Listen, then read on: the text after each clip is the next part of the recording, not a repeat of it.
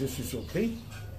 Nous avons signé il y a très peu de temps une déclaration conjointe avec Martin Fayoulou, le FCC, et un vol de Délice Sanga, dont Délice Sanga en personne, et Moïse Katumbi pour le compte d'ensemble pour la République, que Fayoulou prenne l'initiative d'aller voir Félix Sélassol.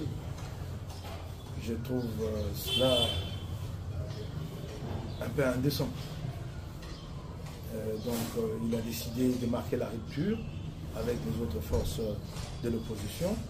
Et je crois que nous allons en tirer les conséquences. Pensez-vous qu'une démarche de cohésion nationale devrait à tout prix être pensée de manière collégiale, ou on pourrait dire que les présidents Fayoulou envisagent des consultations progressives, un peu comme le président Kabila l'a fait à l'est du pays, où il consulte les forces vives? Il n'y a pas à penser, nous étions déjà dans une certaine collégialité, nous travaillons ensemble.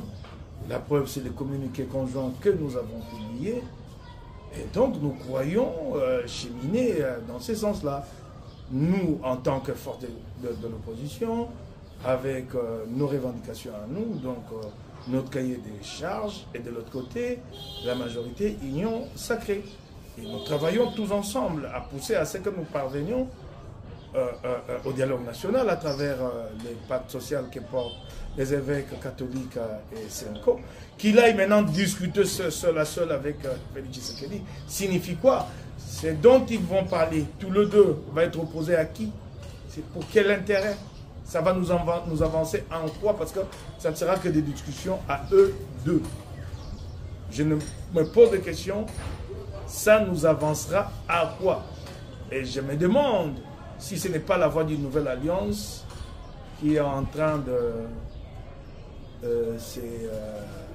frayer un chemin, et que demain nous allons nous retrouver avec Martin Fayoulou dans l'autre camp.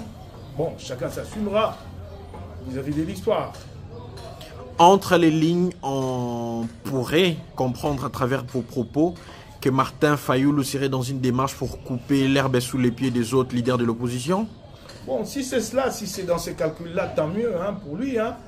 Il n'y a pas très longtemps, il avait mis en marche une autre initiative ici qui avait fait flop. J'ai l'impression qu'il n'en a pas tiré des leçons.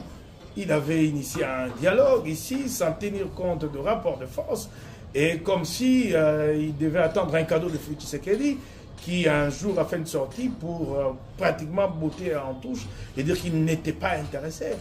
Bon, ben écoute, si aujourd'hui il pense nous donner les pions en allant vers Tshisekedi, peut-être pour une alliance, ça c'est son choix à lui, il s'assume. Nous continuons, nous, notre combat. Très bien. Alors, on devrait attendre une réaction officielle de la part d'Ensemble pour la République à ces propos?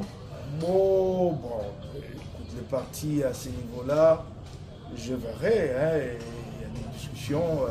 En ce moment-ci, les gens essaient de comprendre ce qui se passe.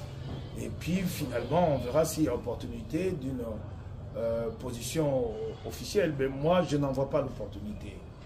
Je fais un commentaire, je donne mon point de vue en tant qu'acteur politique, et je ne vois pas mon parti prendre une position officiellement pour parler de la personne de Fayoulou. Je ne pense pas qu'on en arrivera là. Honorable Mike Mkibaye, merci. Merci.